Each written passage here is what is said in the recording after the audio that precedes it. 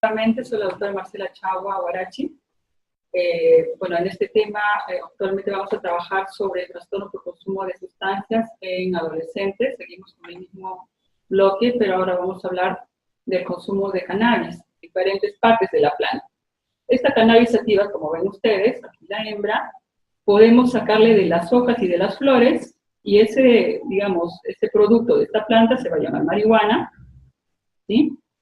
Si, por ejemplo, no usamos las flores ni las hojas, si usamos, por ejemplo, ya la parte del tallo o las resinas, esa parte un poco pegajosa, se va a construir lo que se llama, o se va a elaborar el hachís, que es la pasta de resina o savia, y finalmente también se puede extraer de esta el aceite, ¿no? El aceite de cannabis. Entonces hay diferentes, digamos, productos de esta planta que se pueden utilizar.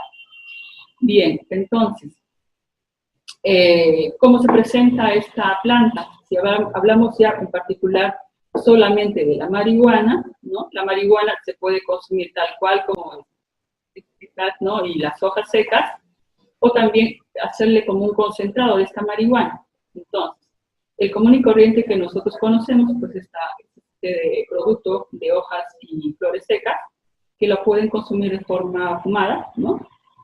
Y para fumarse hay diferentes presentaciones, ¿no? Aquí tenemos los puros, joint, ¿sí? Que son estos de aquí a la derecha, como pueden ver ustedes. Esto es muy común, ¿no? Se coge delgaditos tipo Biblia y se va enrollando, ¿no? Por eso se le denomina joints, que se preparan así. Entonces esto se va enrollando y eso es lo que produce este cigarrillo, ¿no? Las otras pueden ser como pipas, ¿no? O de agua, pero son como unas botellinas que se usan mucho menos. Y lo que quería comparar esto es, ¿no? Con los blunts, que en este caso son cigarros vaciados y rellenados nuevamente con, en este caso, con la marihuana en sí, ¿no? Entonces ven ustedes la diferencia de los joints y de los blunts.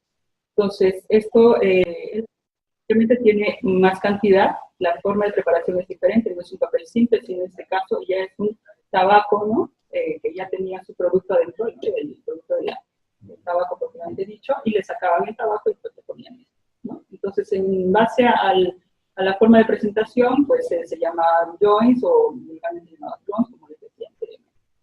Otra forma de esto es obviamente para fumarse, ¿no? Si lo queremos inhalar, pues podemos usar vaporizadores, ¿no? Esto es ya otra, digamos, otra forma que es mucho menos usada, diré. Y la que mucho menos también se usa, obviamente, también es oral, que pues porque su misma forma de consumo va a demorar mucho más en ejercer el efecto que se desea, ¿no? Si el efecto es, digamos, psicoactivo. Entonces hay muchos preparados, bizcochos, chocolates, infusiones que a lo mejor acá no son muy comunes, pero que en otros países son muy comunes, ¿no? Ver en la tienda, en vez de mate de coca, pues tendremos una infusión de marihuana, por así decirlo, ¿no? Entonces, para que veamos que esto está muy en el común de la gente, pues sí, está como, ahí está presente, pero en nuestro medio no es legal, en otros medios sí, ¿no? Y entonces todo como va fluyendo. Muy bien, entonces esa era la parte más común, ¿no? La parte de los cigarrillos, de los joints, de los blunts. Seguramente cuando encuentren a algún adolescente, les van a comentar este término, ¿no? Porque es muy común entre ellos. Luego está la parte de los concentrados de marihuana, ¿no? Entonces este es otro producto que también se extrae. Digamos, es tiene mucha más concentración de THC, que es la tetrahidrocannabinol, y la presentación sale como un aceite, como un miel, como lo ven ustedes a la derecha, ¿no? ¿Por qué le dicen Davin, no? Davin, o sea, quiere decir que como tiene tanta concentración de THC, van a usar mínimas para lograr el efecto deseado. Entonces, esa práctica se llama Davin, ¿no? Coger esto en pizcas por pequeñas cantidades, ¿no? Entonces, y bueno, los shatters, que también son otro tipo de presentación, que es sólida, dura, de color ámbar, es mucho más dura, pero para que tengamos una idea de cómo esto tiene una gran forma de presentación, ¿no? Y de consumir, básicamente es la pulmonar, y quizás la oral también puede ser mucho más, menos usada, quiero decir. Bien, entonces un poco entrando ya a la epidemiología, vamos a ir revisando cómo es que esta droga a lo largo del mundo pues ha sido muy conocida desde épocas milenarias, ¿no? Por diferentes culturas, diferentes usos, pero que actualmente, a raíz de que se aísla este principio activo que es la tetrahidrocannabinol delta 9, pues entra en boga el tema de ya el consumo perjudicial, el abuso y la dependencia, o la adicción, mejor dicho. Entonces, esta droga, como tal, como marihuana, que produce efectos psicoactivos, es consumida a lo largo de toda la población, ¿no? Es la sustancia ilegal más consumida a lo largo de todo el mundo, ¿sí? Bueno, acá vemos un poco las cifras a nivel mundial, millones de personas que la han consumido por lo menos alguna vez en su vida, y bueno, un 4% en el último año, pues esto fue ya en 2014.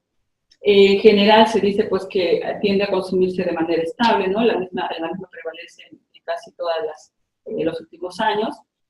A diferencia de otras sustancias, y esto es como es global, se ve que aquí los hombres consumen más que las mujeres marihuana, pero si lo vemos por edades, vamos a ver que en la adolescencia esta diferencia se atenúa, es casi igual hombre-mujer, ¿no? Si nos centramos en la etapa de la adolescencia. ¿Okay? Ahora, ¿qué también entra allá? La calidad del producto, ¿no? Si vemos que la marihuana de los años 70, queremos compararla con la marihuana que se produce actualmente, van a haber diferencias, ¿no? Entonces, de repente aquí encontramos que si antes fumabas un porro de marihuana, ahora te fumas un porro de marihuana, a lo mejor te produce efectos que no los tenías antes. Haciendo una comparación somera, ¿no? Muchos pacientes cuando acuden ya de adultos y nos cuentan un poco el antecedente del consumo, nos dicen pues que encuentran diferencias en el tipo de efectos que les produce. No les producía, por ejemplo, delirios y ahora sí les producía. O les producían efectos molestos que antes no.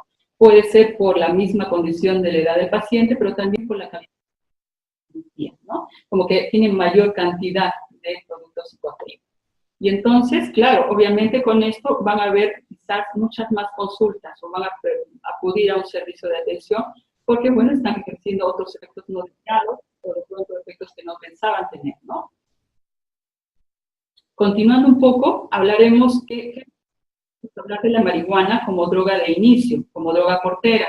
Y esto lo conocemos muchos aquí los psiquiatras, es decir, y a nivel nacional creo que es muy conocido que el alcohol y tabaco son drogas legales y también son las consideradas iniciales, ¿no? Uno empieza por el consumo empezando por las legales, ¿no? Con el alcohol y el tabaco.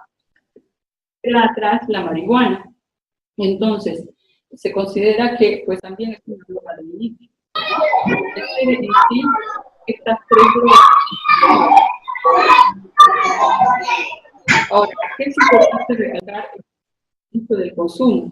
Que obviamente las drogas en general se ha observado en global que se está reduciendo el inicio del consumo de drogas en global, ¿no? Entonces, mientras más temprano se inicia el consumo, pues los efectos a la larga son cada vez más duraderos y de pronto mucho más, digamos, intensos que si lo empieza uno en la edad de juventud o ya en la adultez.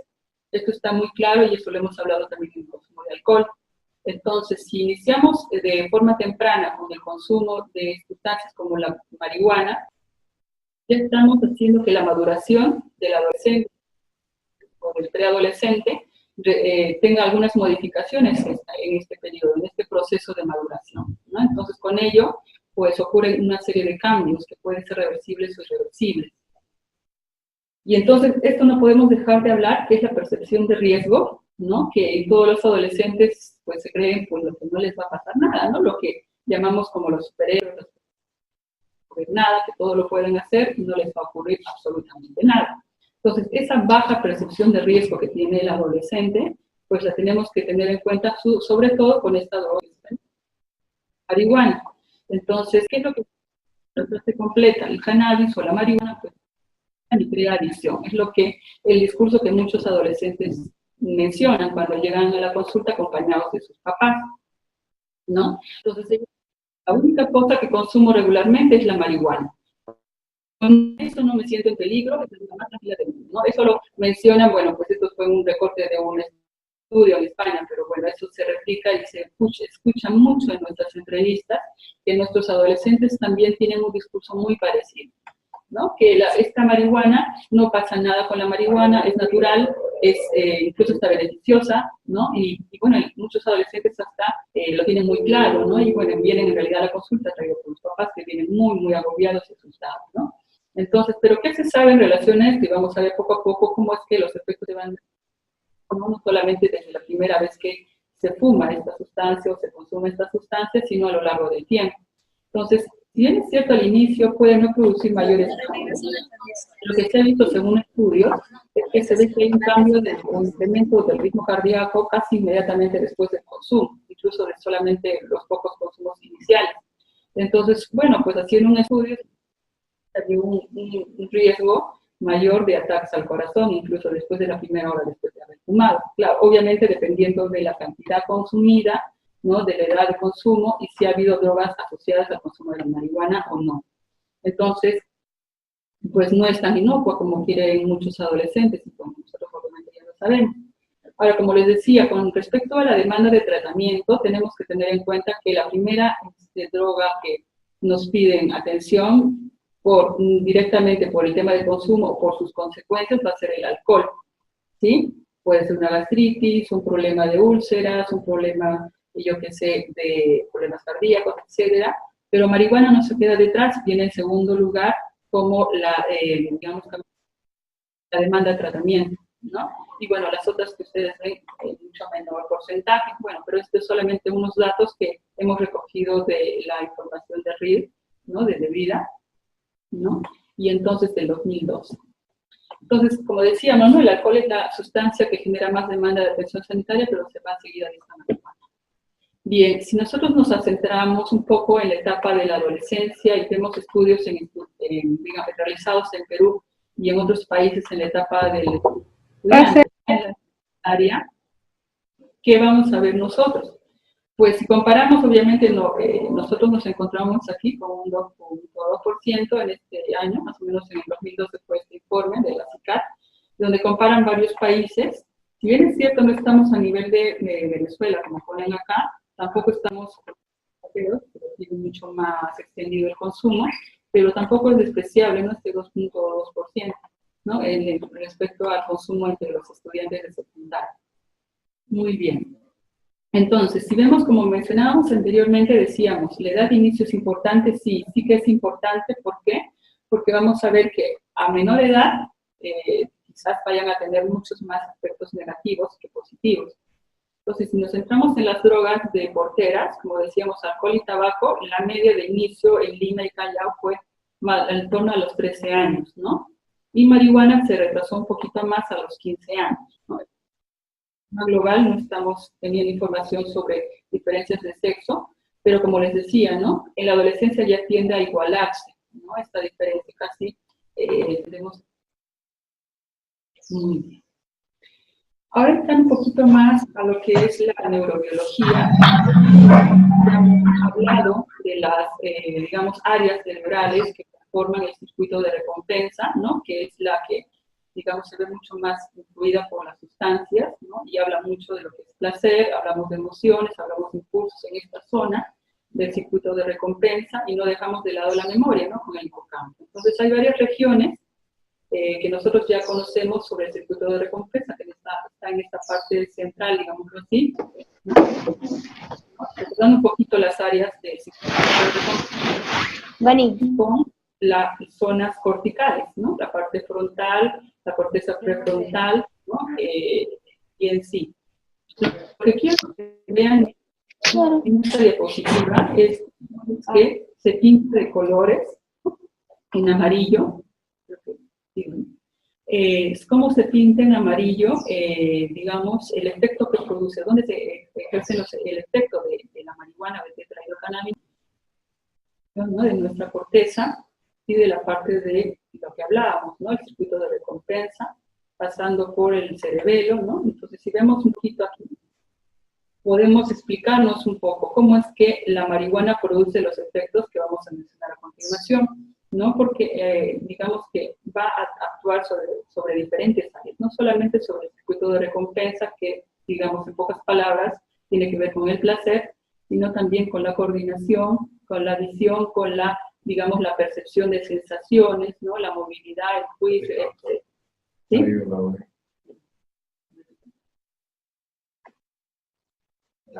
Sí. Vuelvo a repetir entonces. Entonces, decíamos que repasando un poco las áreas cerebrales relacionadas con el circuito de recompensa, que están situadas en esta parte central, con el núcleo accumbens, ¿no?, el área tegmental ventral, entre otras, y sobre todo la amígdala con las emociones, y también el hipocampo con la memoria. Pero no solamente la marihuana se va, digamos, distribuir en esa zona, porque obviamente va a producir la sensación de placer, ¿no? Sino también vemos cómo se va distribuyendo por diferentes zonas cerebrales, ¿no? Que están muy relacionadas con, por ejemplo, aquí abajo, ¿no? Con la coordinación, por acá con la memoria que decíamos en el hipocampo, con las sensaciones, ¿no? Percibidas que pueden estar afectadas por el consumo de estas sustancias, ¿no? El juicio, ¿no? Entonces, incluso la memoria. Entonces, dependiendo de la cantidad, la frecuencia, el patrón de consumo, vamos a ver hasta qué punto va haciendo efecto la sustancia. Entonces, una vez que se aísla a lo largo de la historia, en la parte izquierda vemos, ¿no? Recién en el siglo XX se aísla el principio, que se llama, conocemos hoy día como THC, que es el tetrahidrocannabinol, ¿no? Miren que recientemente se ha conocido este principio y cómo después vamos estudiando por la base de la tecnología cómo es que actúa a lo largo del sistema nervioso, ¿no? Y entonces antes se creía, pues obviamente cuando no había este conocimiento, que se distribuía a lo largo del coco y que por ahí hay algo. Pero actualmente ya se conocen los receptores sobre los cuales estaría actuando tetrahidrocannabinol. Y entonces cuando se descubren estos receptores cannabinoides nos damos cuenta de que nosotros mismos producimos, digamos, sustancias cannabinoideas, ¿no? Y nosotros ya tenemos receptores, obviamente, para estos, digamos, productos cannabinoides que nosotros mismos producimos. Y entonces el endógeno, digamos, la sustancia cannabinoide propia que nosotros producimos, se denomina anandamida, ¿no? Que su nombre aquí lo podemos ver, anandamida. Entonces, pues ya vemos que ya hay algo que está, digamos, dando, ¿no? Hay receptores propios de este tipo de sustancias, ¿no? Que nosotros mismos producimos, pero claro, como ya hay esto creado, el cannabinoide de fuera, que va a ser la marihuana, va a actuar sobre estos receptores. Y entonces, pues ahí nos complicamos, ¿no? Porque si bien es cierto, nuestro sistema nervioso, nuestra neurobiología está diseñado para nuestros propios, digamos, cannabinoides, cuando viene de fuera ya la cosa se trastoca. Y vemos aquí, a lo largo de la historia, en los últimos 30 años, se descubrieron pues, justamente estos receptores. Hay principalmente el CB1 y el CB2. ¿Qué nos interesa más? El CB1. De estos dos tipos de receptores, ¿por qué? Porque se distribuyen justo en el sistema nervioso central, ¿no? Y es la, digamos, la más directamente relacionada con los efectos psicoactivos de la marihuana, ¿no? El otro sí que también está presente, pero a lo largo del sistema inmune. Muy bien. Esto para tenerlo solamente presente de que sí hay receptores que se han localizado. Esto solamente para recordar, ¿no? Cómo es que habíamos hablado la vez pasada que el desarrollo del cerebro a lo largo de la vida, pues sufre cambios, ¿no? Y la etapa crítica decíamos que era en la adolescencia, ¿no? Si vemos la parte azul, vemos nuevamente recordando, ¿no? Un poco cómo es que la maduración se va llevando a cabo. Esta maduración se ve en color azul, ¿no? Entonces esperamos que a los 20 años el cerebro está mayormente de color azul, quiere decir que está maduro, por así decirlo, ¿no? Y las áreas rojas nos implican, pues, o los otros colores, ¿no? Sobre todo este rojo, que pues todavía falta, ¿no? Desarrollarse. Entonces, a los 5 años, como vemos que el azul casi no existe, pero a la edad de los 20 años esperamos tener mucho más azulito, que es mucha más madurez, ¿no?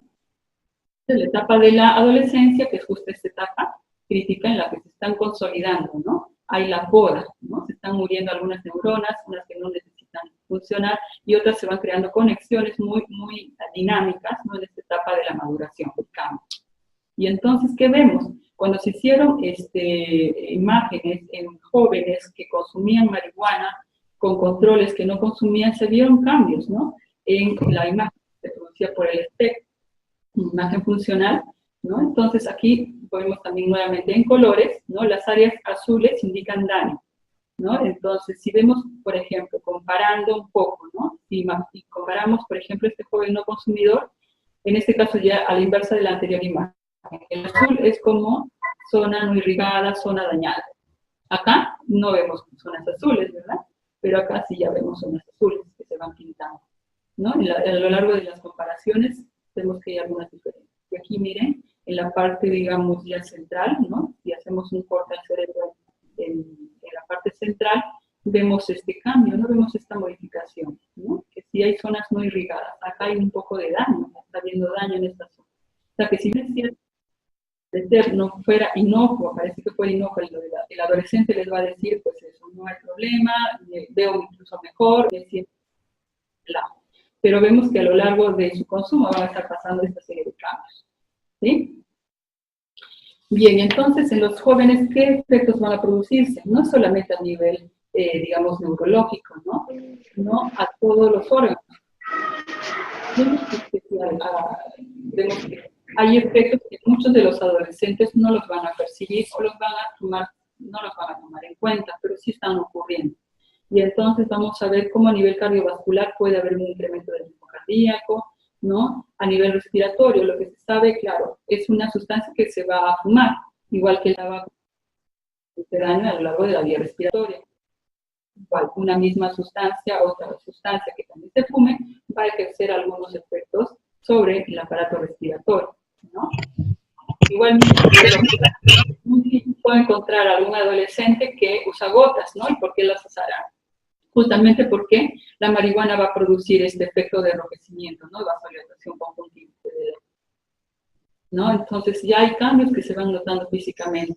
Y bien, aquí vemos las que también se van produciendo, pero son menos evidentes, ¿no? Como se queda de boca, ¿no? Alteración de la inmunidad celular y disminución de la producción de algunas hormonas, etc., ¿no? Entonces, si vemos ya los efectos a nivel del sistema nervioso central, las podemos dividir en dos tipos, a corto plazo y a largo plazo, ¿no? Si bien es cierto, a corto plazo, quiere decir a los inicios, la primera vez, la forma experimental o social de consumo, ya está produciendo cambios, ¿no? Y por eso justamente lo consume el adolescente o la persona que empieza el consumo. Y entonces, cuando se fuma, obviamente el efecto se va a notar en mucho menos tiempo que cuando se consume por vía oral. Va a demorar el efecto por lo menos una hora, 30 minutos, si es que la consume por vía oral. Entonces, el primer efecto a corto plazo va a ser el subidón, la euforia, ¿no? La alegría. Entonces, ¿qué otros efectos se van a producir? Si vamos recordando, ¿no? El dibujo que acabamos de ver sobre cómo se distribuye la marihuana a lo largo del cerebro, vemos que también se condice con esto, ¿no? Las alteraciones tras el consumo, tras el consumo de la marihuana, ¿no? Ellos perciben los colores mucho más claros, ¿no? Doctora, yo veo mucho mejor, se mejora mi visión, pero esto es solamente engaño, muchachos. O sea, esto es una falsedad.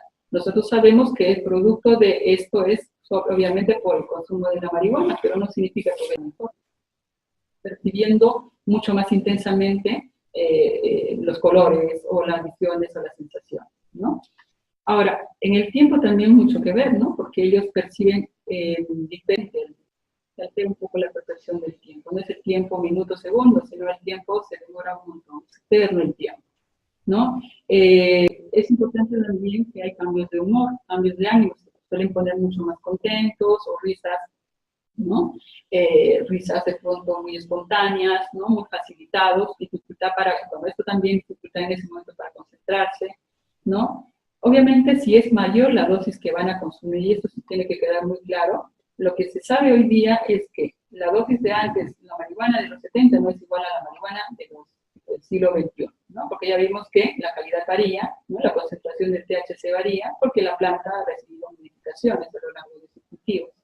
Entonces, obviamente, si hay mayor concentración de la sustancia psicoactiva, del producto psicoactivo, pues van a producirse en muchos casos alucinaciones, ya síntomas psicóticos, alucinaciones, ¿no? Delirios, ¿no? El hecho de incluso percibir las voces, ¿no?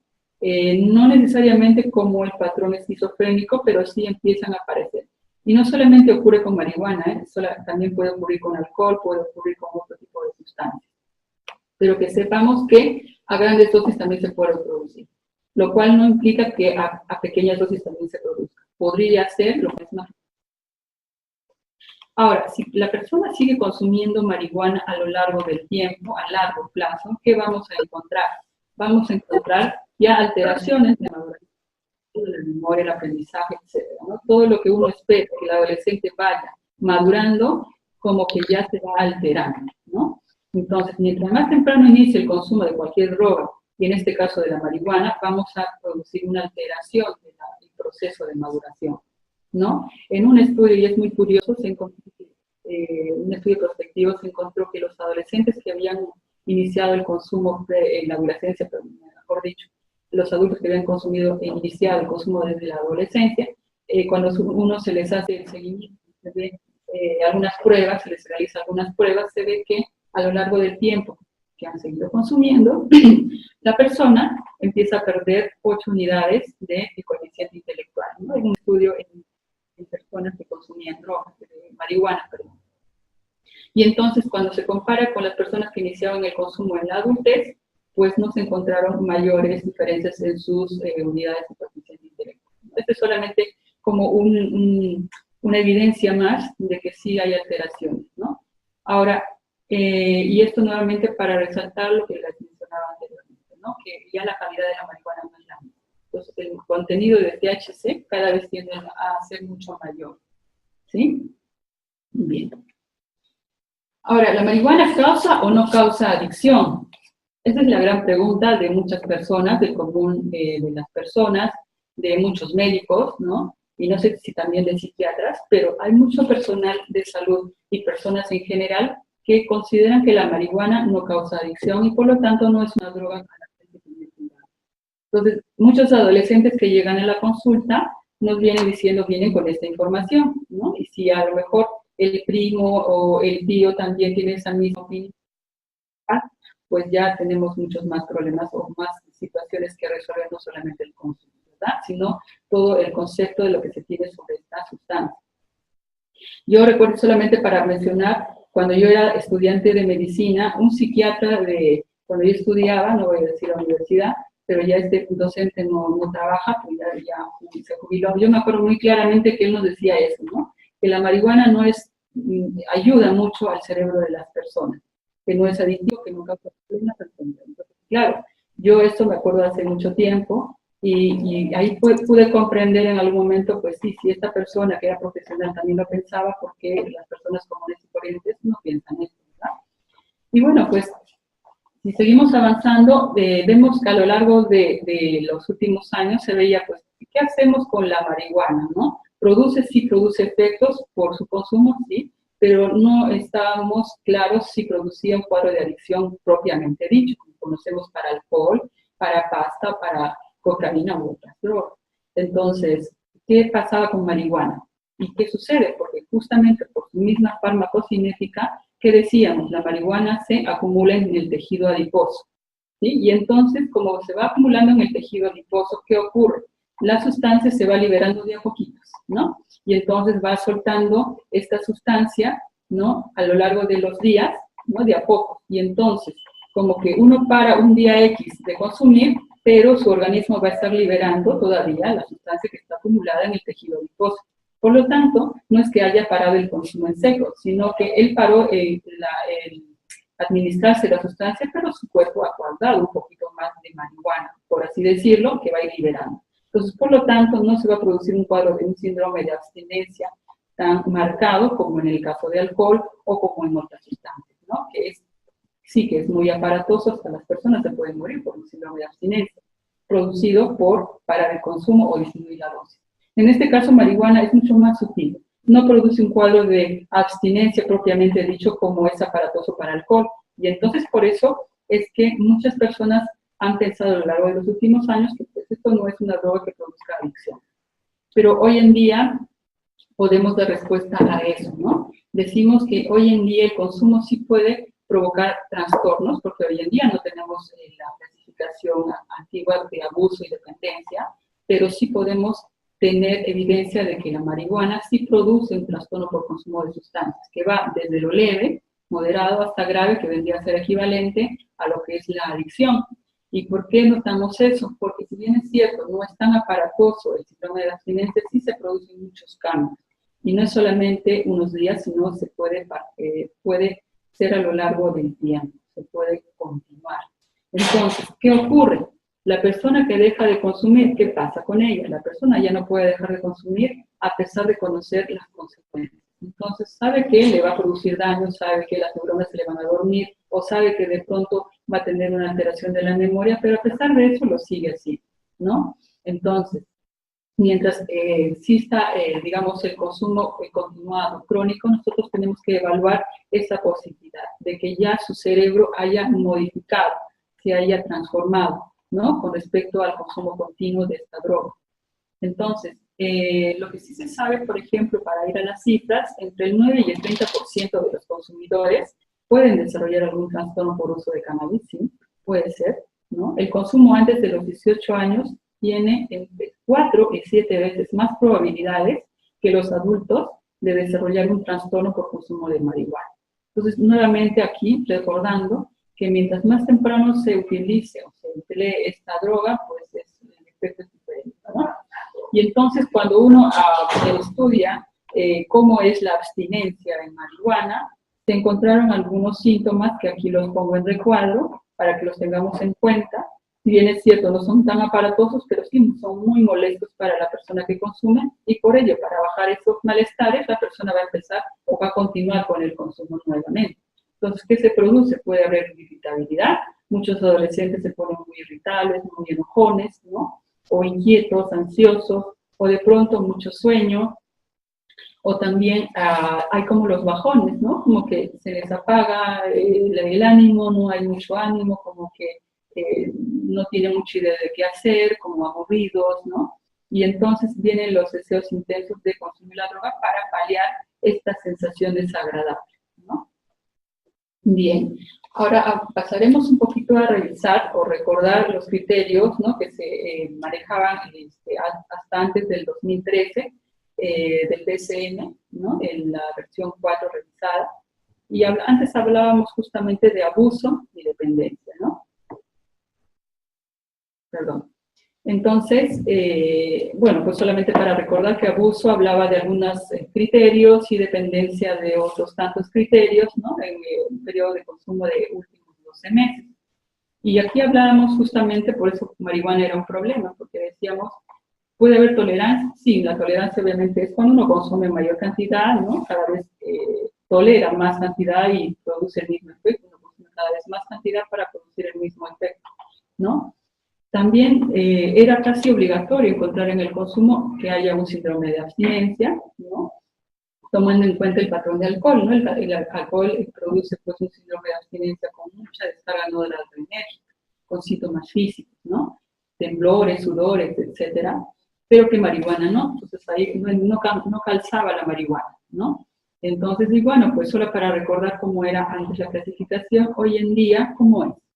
Ya decimos hoy en día que el consumo de sustancias, cualquiera que sea, se va a ocasionar un trastorno por consumo, que según el DSM-5, pues le han clasificado en 3 categorías: leve, moderado y severo, que prácticamente son casi los mismos criterios.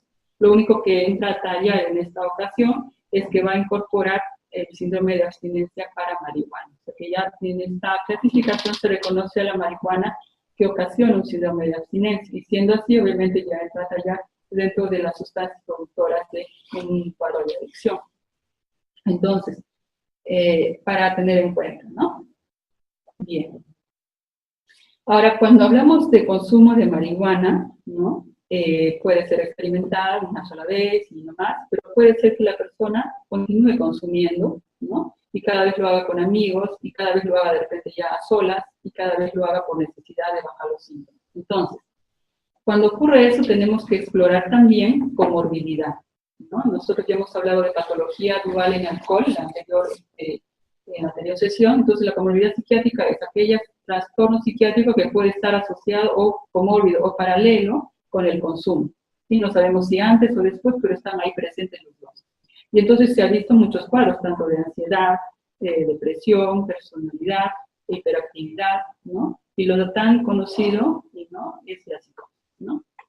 Entonces, tanto el consumo de marihuana de una sola vez o de varias veces puede producir cuadros de ansiedad, ¿no?, cuadros delirantes, que es lo menos frecuente, ansiedad es lo más frecuente, ¿no?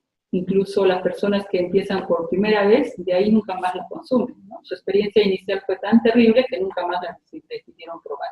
Eso fue bueno en ese caso, ¿sí? Le ayudó a no continuar con el consumo, quizás si se hubiera pegado con él. Bien. Entonces, ¿qué sabemos de la marihuana y la esquizofrenia?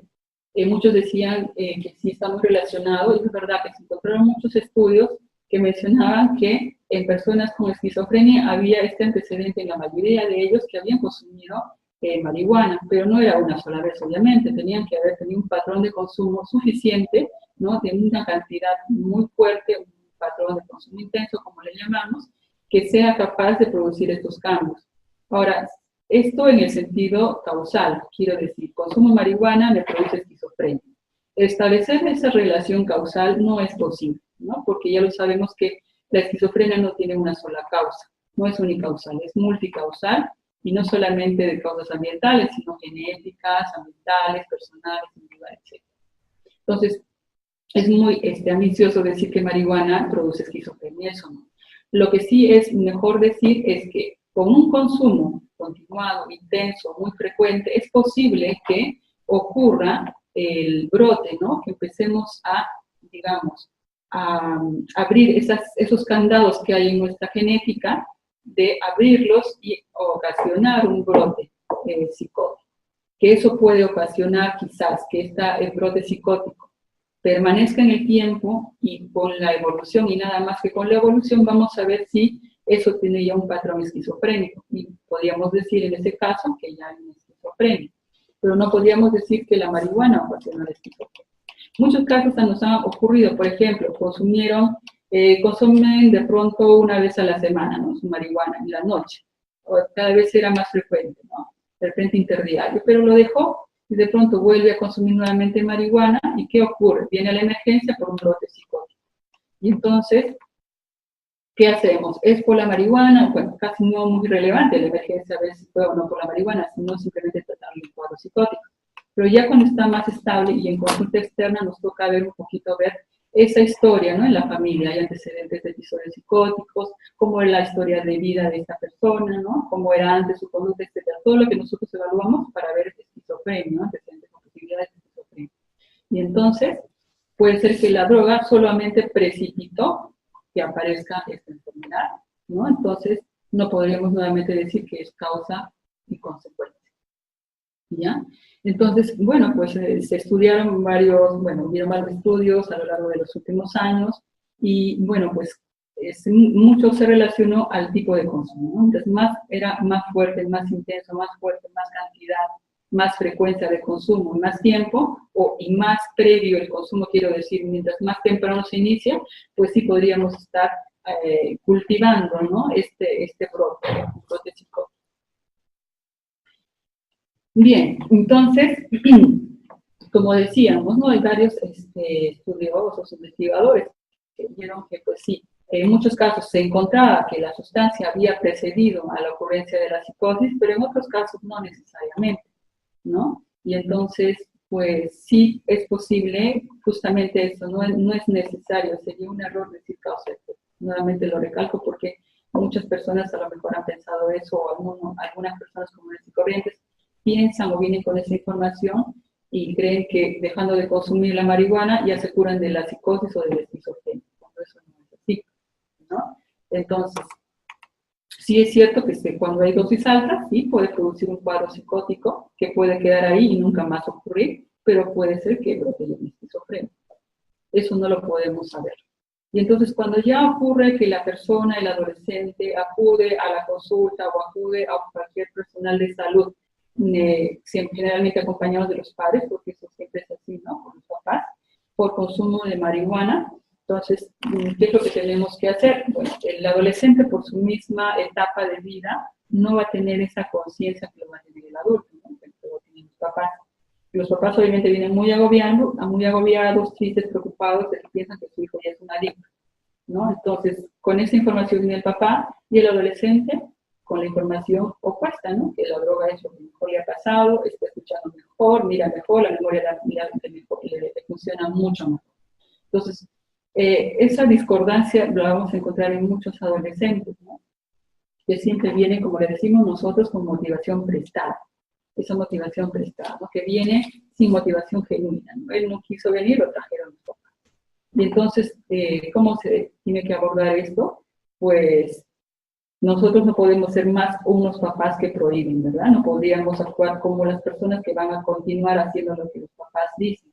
Entonces nosotros tenemos que buscar la alianza con el adolescente para lograr que Si bien es cierto, no vamos a pedirles de inicio, deja la droga o deja la marihuana porque es así, pero más que ustedes le digan que produce este efecto o que es nocivo, ellos ya lo han escuchado N veces en el colegio, los profesores, los papás, el psicólogo del colegio, etc. Entonces, más de lo mismo no va a ayudar. En este caso hay que buscar esa adherencia terapéutica, pero no relacionada con su forma de consumir, sino con los otros aspectos del entorno del pensamiento, de la vida del adolescente. Sus estudios, ¿no? Sus proyectos de vida. Un adolescente que no tiene proyectos claros a los 15 años, no sabe lo que va a hacer en su vida cuando acabe el colegio, es un adolescente en peligro, o sea, un adolescente que no está madurando adecuadamente. Entonces, ahí tenemos que enfatizar con el adolescente, engancharlo con esa información. ¿Qué piensa hacer? ¿Hay novia? ¿No hay novia? O sea, enganchar por la parte de los intereses propios del adolescente, que obviamente no está cambiar su consumo. Y seguramente se les va a plantear desde un inicio. Yo no pienso cambiar mi forma de consumir, porque creo que no es nocivo. Entonces, con eso no podríamos pelear, ¿no? A los papás, obviamente, ya pues, con adultos podemos hablar de otra forma, pero con adolescentes que están en esa etapa y que tienen ese concepto sobre el consumo, pues no vamos a lograr mucho diciéndoles más de lo mismo, ¿no? Pero bueno, retornando al tema del abordaje, lo ideal sería abstenerse totalmente, eso es lo que nosotros en el fondo queremos, pero no podemos obligar al adolescente, porque si no, ya no vuelve más, ¿no? Y puede vincularse con otras sustancias, no solamente marihuana, sino otras. Entonces, tratar de que el paciente se vincule al personal de salud, ¿no? Intentar, si no abstención, reducirle, ¿no? Buscar estrategias para que el adolescente busque, digamos, eso que lo tiene un poco aturdido, ¿no? Y de pronto su futuro, sus proyectos de vida, objetivos de vida muy claros. En eso hay que enfocarse mucho.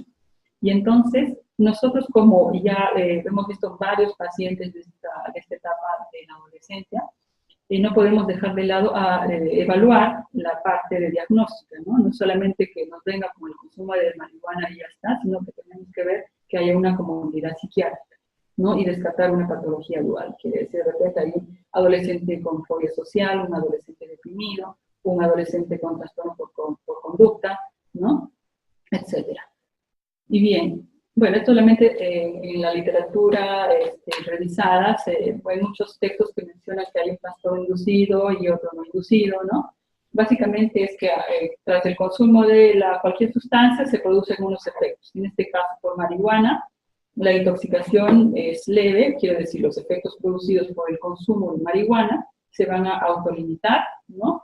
Puede producirse, como les decía antes, la primera vez que la consume y le produce una ansiedad grave y nunca más la consume. También es un efecto no deseado, ¿no? Pero todos estos cuadros se van a autolimitar, ¿no? Por sí solos, dejando de consumir la sustancia, ¿no? Cuando ya vemos que estos cuadros persisten en el tiempo, están 3 semanas y persiste la ansiedad o el pánico o la psicosis, obviamente tenemos que dar tratamiento con el medicamento correspondiente, un antidepresivo, una benzodiazepina, antipsicóticos, de ser el caso. Y cuando hablamos ya de dependencia, como en muchas de las sustancias, ¿no? Como habíamos tocado anteriormente alcohol, hay fases que nosotros, digamos que tenemos en cuenta para el tratamiento de la adicción por sí misma a cualquier droga. En este caso, y bueno, incluido el juego también, ¿no? Pero en este caso, ya vimos con alcohol, hay fases de tratamiento. No es solamente, el primer paso es dejar el contacto con esa sustancia.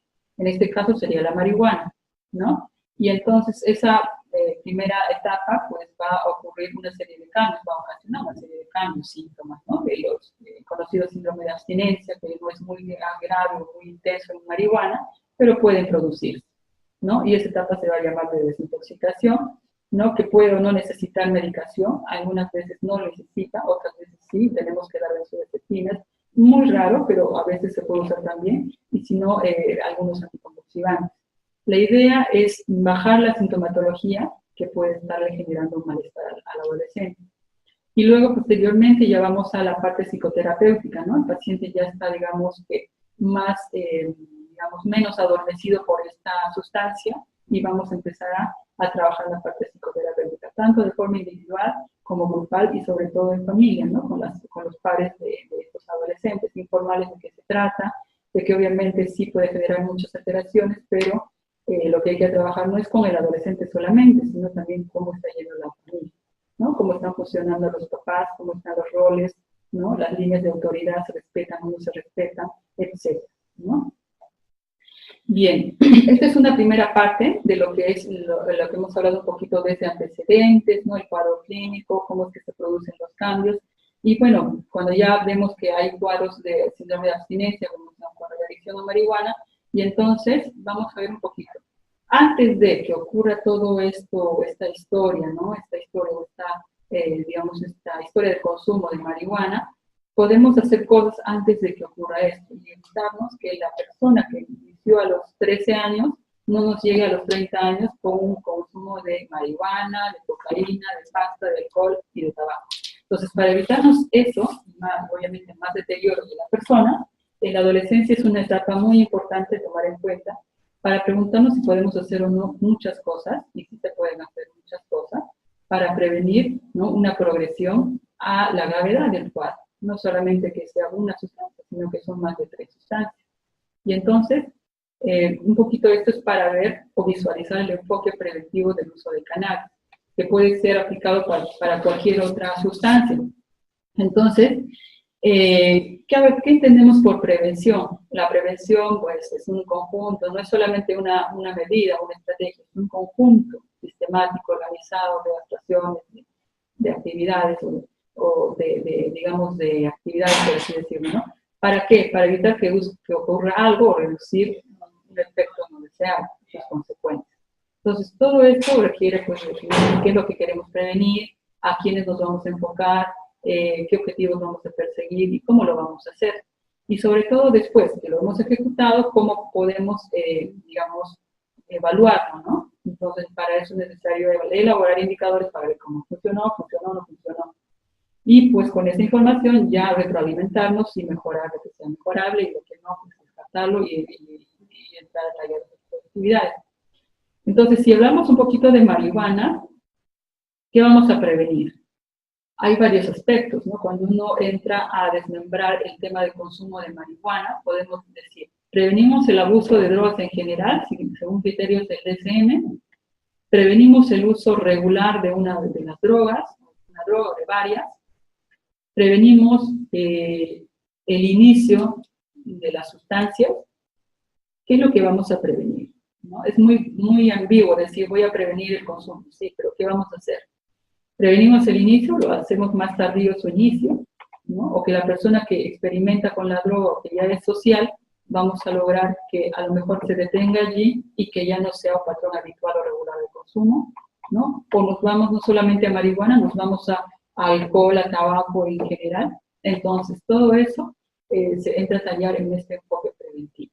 Entonces, por ejemplo, aquí vemos, según lo que nosotros busquemos, uno de nuestros objetivos podría ser retrasar la edad de inicio, ¿no? Entonces, si bien es cierto, no podemos prohibirle o encerrar al adolescente bajo 4 llaves y decirle que no sales porque vas a consumir, entonces eso es imposible.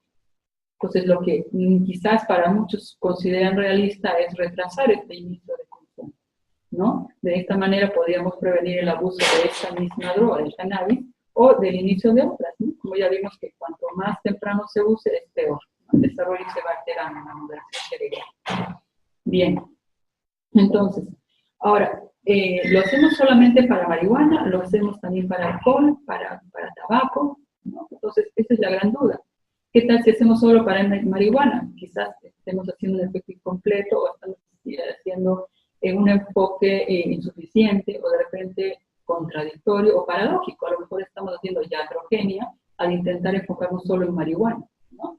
Porque podríamos estar haciendo el efecto contrario, ¿no? Entonces, ahora, si lo hacemos así, pues tendríamos que ver hasta qué etapa digamos, a qué población la vamos a dirigir. Si estamos hablando de adolescentes, ¿desde qué edades hasta qué edad, ¿no?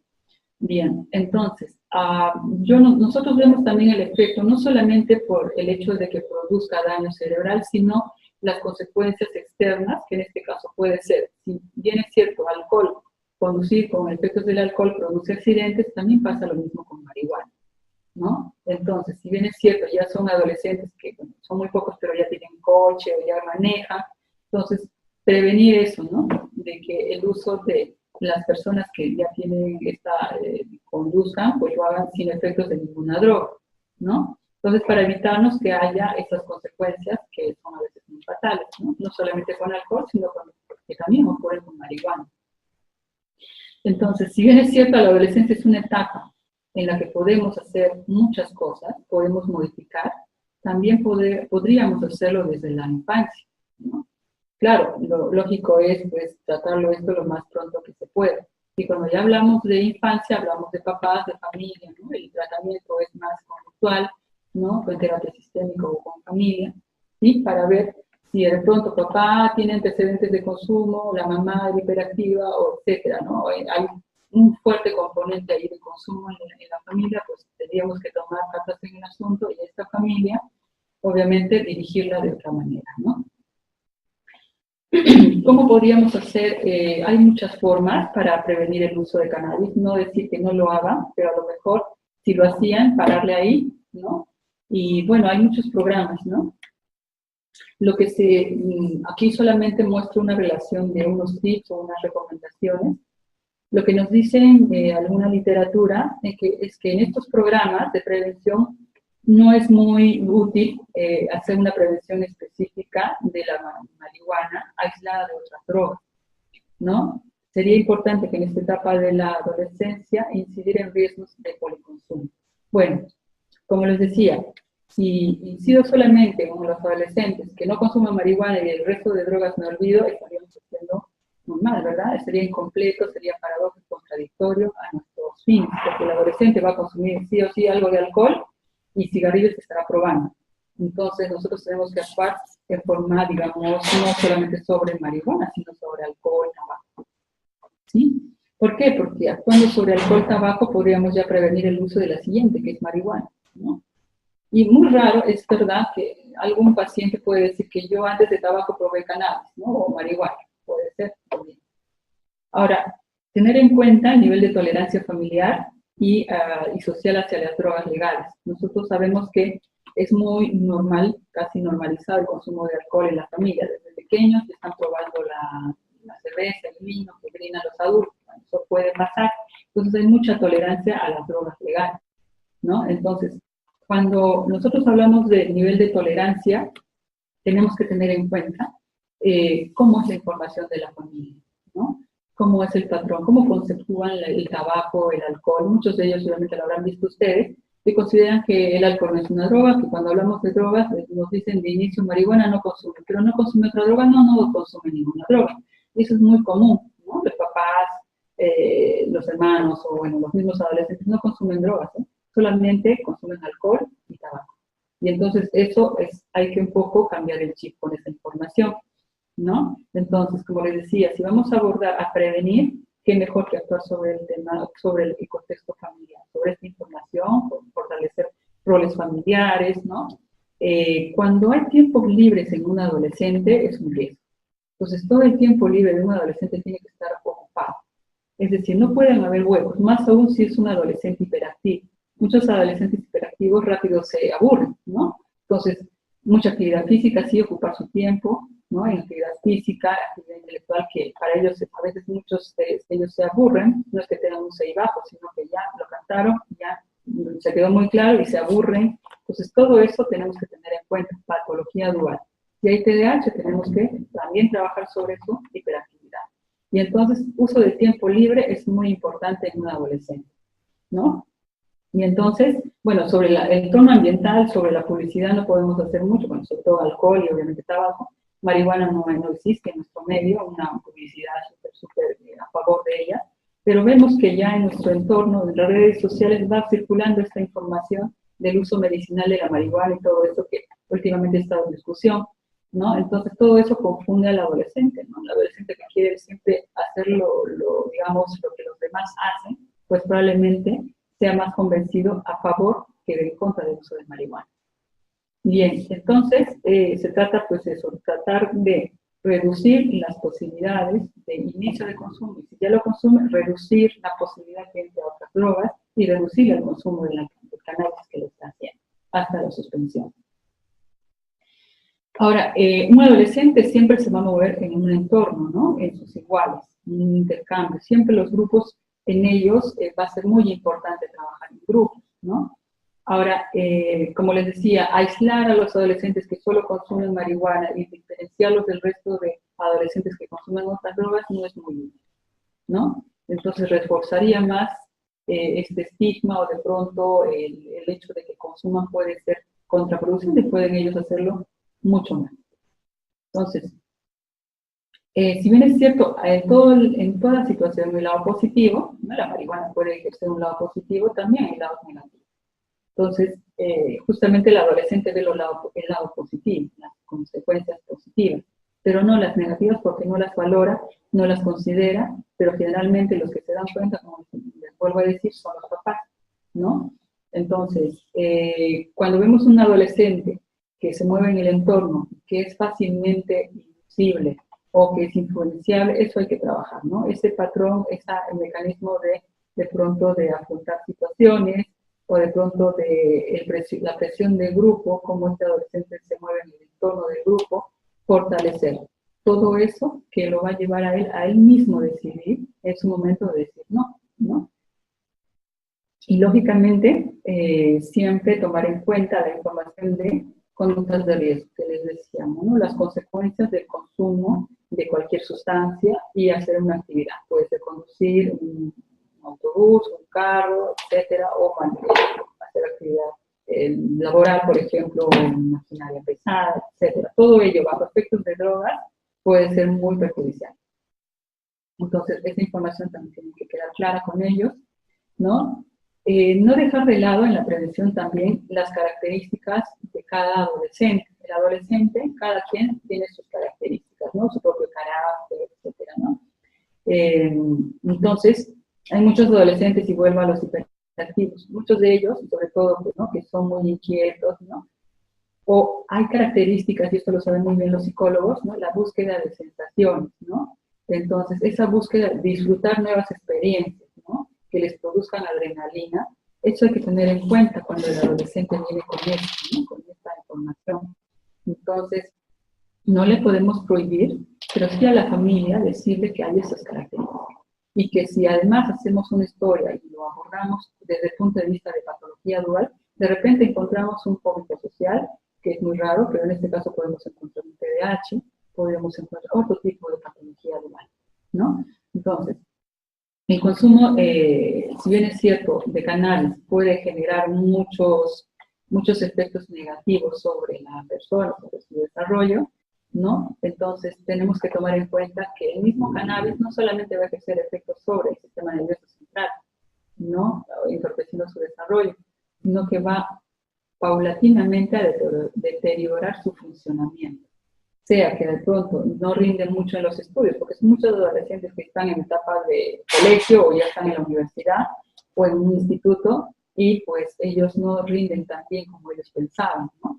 Entonces empiezan a faltar a las clases, a rendir muy mal, a repetir de años, están en el colegio, ¿no? Y si están en la etapa de se continúan este consumo, obviamente se va a ver deterioro no solamente académico, si es que están trabajando también, ¿sí? Y si no hacemos nada, pues habrá el policonsumo, ¿no? Entrarán a tallar otras sustancias, ¿no? Que van a, digamos, entorpecer, van a oscurecer su pronóstico. Bien, esto es, muy bien. Entonces, a lo largo de estas presentaciones hemos revisado un poquito desde la historia, pasando por la epidemiología, entrando al cuadro clínico y viendo un poco pinceladas sobre la prevención, ¿no? Hay algunas cosas que seguramente se me han pasado, no sé si hay alguna pregunta. Ya, cuando nos viene un adolescente y empezamos a hacer la historia, es bien curioso, porque al final el padre piensa que el paciente es el adolescente.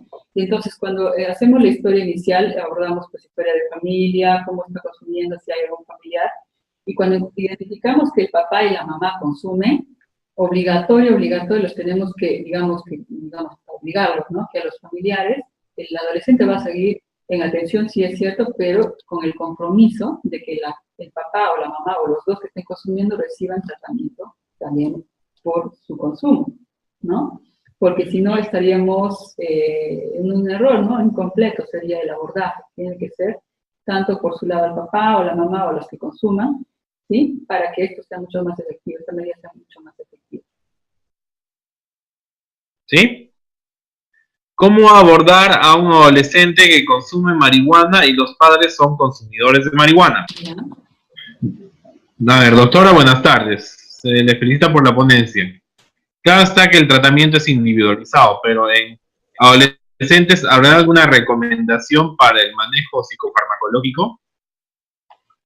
Ya, lo que pasa es que en el adolescente que viene sin conciencia no va a querer tomar ni una pastilla. Eso nos ha pasado con muchos adolescentes. Entonces, decirle de pronto, eres un adicto y además tienes que tomar pastillas, el adolescente se va a rehusar y no va a querer tomarlo. Entonces, tenemos que valorar primero qué disposición o qué motivación tiene el adolescente. ¿Sí? Ahora, si bien es cierto el paciente nos acepta, mira, sabes que lo motivamos de tal manera que sí acepta que hay algún problema con su consumo de marihuana y él identifica por sí mismo que está bajando su memoria, su atención es dispersa, que se pone inquieto, irritable. Entonces, en esos casos podemos echar mano de alguna medicación, porque ya vimos que el adolescente no va a parar de consumir, va a seguir consumiéndolo a lo mejor en menos cantidad, pero lo va a seguir haciendo. Como ya vimos que la marihuana se sigue liberando, pues va a generar mucho malestar para el paciente. Entonces, si el paciente acepta y con el consentimiento de él, podemos indicar algún anticonvulsivante como gabapentina, ¿no? Generalmente empezamos con dosis bajas de 600, ¿no?, miligramos por día, ¿no? A veces no es necesario ni siquiera eso, ¿no? El efecto, digamos, no es digamos, tan fuerte para usar un anticonvulsivante más fuerte. Lo que pasa es que si en la historia identificamos que además del consumo de marihuana hay patología dual, una ansiedad, obviamente sí tendríamos que ya tratarla. Pero no dejemos de lado que hay un periodo ventana, por así decirlo, entre que deja de consumir o le disminuye el consumo y la persistencia de estos síntomas depresivos, que parecen depresión pero no es, o que es ansiedad pero no es. Entonces tenemos en cuenta para valorar un diagnóstico más confiable de una patología dual. Pero si es necesario, si es un TDAH desde la infancia, que es súper cantado y que lo vemos, hay que darle tratamiento para un TDAH, por ejemplo, ¿no? Muy bien. ¿Hay alguna otra pregunta más? La gabapentina, ¿en qué dosis se da en caso de consumo? ¿Habla de gabapentina? Bueno, a veces cuando somos en adolescentes siempre empezamos con dosis bajas, podemos usar desde 300 miligramos hasta 900 miligramos al día, ¿ya? Obviamente comentándole que pues va a tener un poquito de somnolencia, pesadez, que eso va a pasar por los días siguientes, ¿no? Pero la idea es que él se convenza de que la necesita, ¿no? Y en todo caso al familiar siempre informarle que va a tomar esta medicación y si hay compromiso del paciente, pues la podría tomar y ayudarle. Y ellos van a evidenciar mejoría. Muchos de ellos nos dicen que sí, ya me mejoré, ya no estoy tan irritable, o ya no tengo tantas ganas de consumir como antes, ¿no? Entonces, con marihuana generalmente usamos, bueno, por lo menos lo uso en la consulta gabapentina, y a veces ni siquiera eso.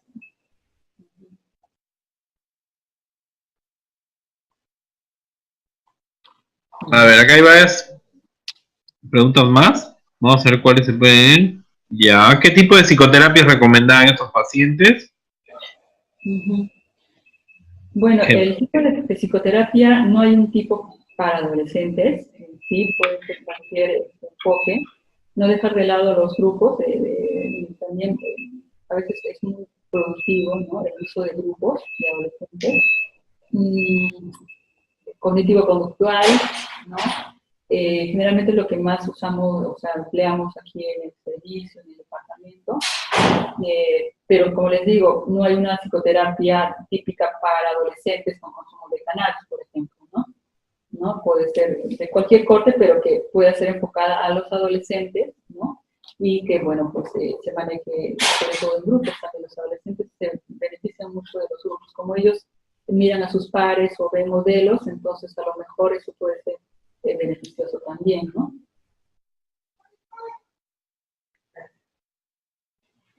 Muy bien, doctora. Ya avanzó la hora, así que damos por terminada la charla. Agradecemos mucho su brillante ponencia, doctora. Muchísimas gracias. Siempre es un gusto tenerla acá con nosotros. Y a todos nuestros asistentes también les agradecemos por su participación. Bueno, eso sería todo. Muchas gracias, doctora. Buen día. Muchas gracias a todos.